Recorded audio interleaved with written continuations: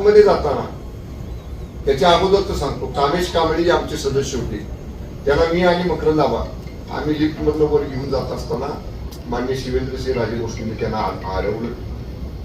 तो म्हटला मला बोलायचं नाही, मी आबांच्या दादांच्या बरोबर मी जाणार आहे, एवढं स्पष्ट त्या कामेश कांबळेने सांगितलं. तरी बाबांनी त्याला दम दिला. बाबांबरोबर ज्यांचा जिल्हा परिषदच्या निवडणुकीशी संबंध नाही असे सातारचे नगराध्यक्ष मोहिते आणि एक फिरोज पठाण नावाचा त्यांचा कार्यकर्ता, त्या तिघांनी मिळून मी त्याला कवळा भरला होता. असं मी त्याला मिठीत धरलं होतं कामेशला.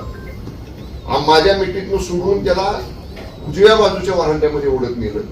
तिथनं धरून मी आणि आम्हाला परत त्यांच्या मिठीतनं सोडून त्याला लिफ्ट मध्ये आणलं. लिफ्ट मधनं 4थ्या मजल्यावर आम्ही घेऊन गेलो.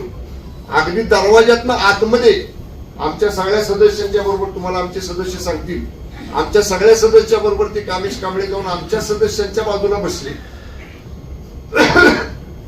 दुसरे जे 2 सदस्य आमचे खाली होते त्यांना आणायसाठी आबावरच थांबले.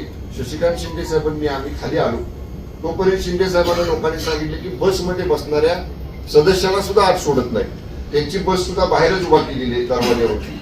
शशिकांत शिंदे साहेब तिकडे बसकडे गेले आणि जे 2 सदस्य खाली होते अनिल देसाई आणि संदीप मांडवे त्यांना घेऊन मी वर आलो.